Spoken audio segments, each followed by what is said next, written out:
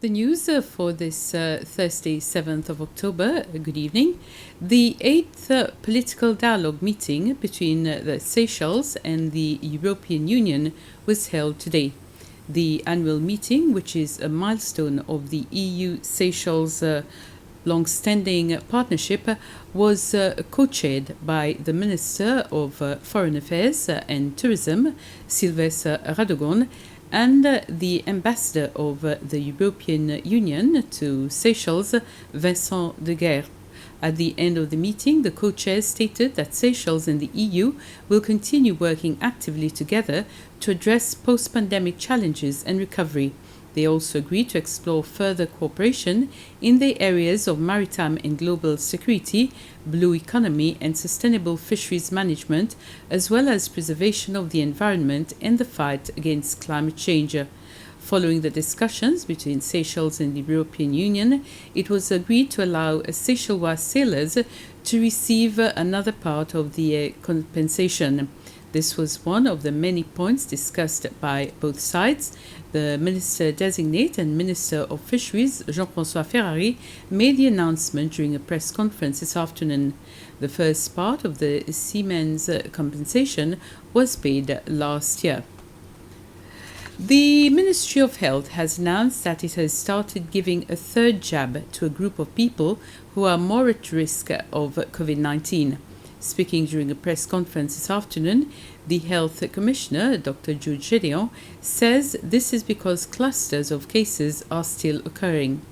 There are currently 278 active cases, 258 on Mahé, 18 on Pralin and 2 on La Digue. Dr. Gédéon says for the third dose, they are targeting all health workers aged 40 years and above, other groups of people on the front line, people above 50 and 60 years old, as well as people who have chronic diseases like cancer, diabetes, and who are following dialysis treatment.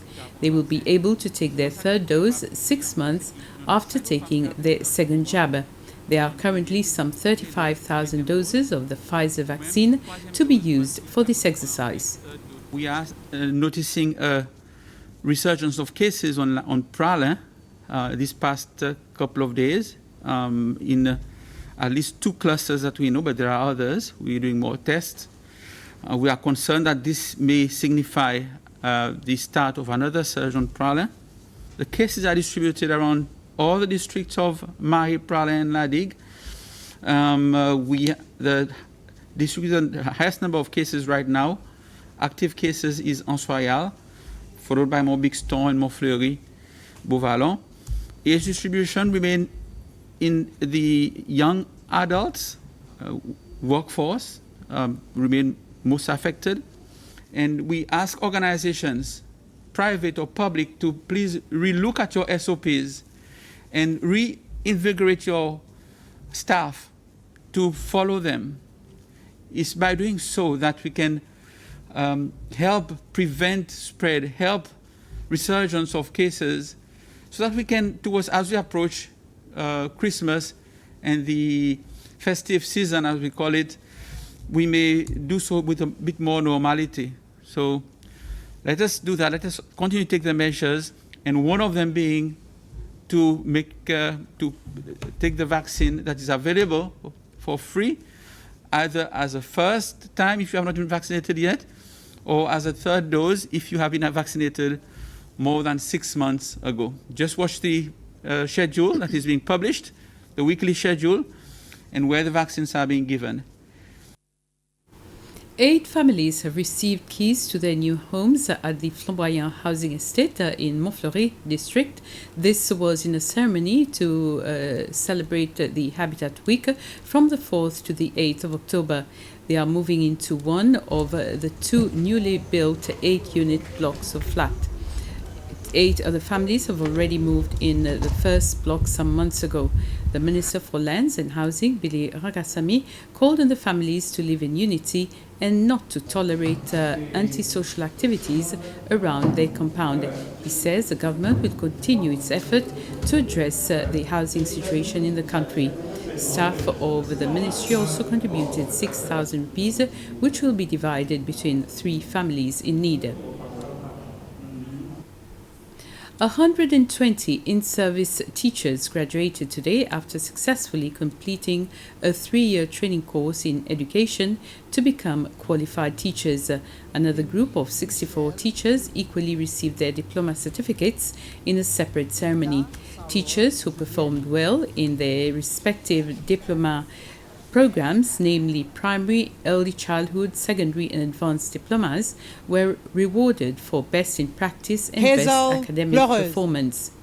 Francisca Souf won the President's Cup amongst other prizes, including the SNYC Award. The site award went to Aline Estico, whereas Marva L'Espérance, teacher of Bissacan Primary School, and Steve Auguste came out top in the certificate level category. Congratulations for our expectation is that as graduates of SITE, you do justice to the qualification you are about to receive. Keep refining your competencies, display the highest level of professionalism, persevere in your professional life as teachers, present yourself as good role models throughout your life, and love your work and your students. It is to be noted that 120 uncertificated teachers who were following training through BLM graduated this morning, having fulfilled part of their learning journey to become qualified teachers. SITE is also graduating 8 newly qualified teachers who were enrolled on a full-time basis through the on-the-job mentoring and coaching, a modality adopted for programs without a viable cohort.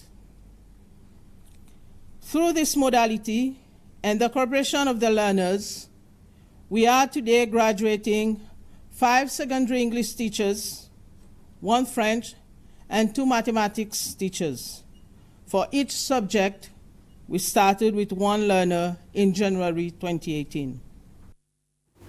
There's a boost for tourism, with Seychelles being voted to represent Africa at a global trade club.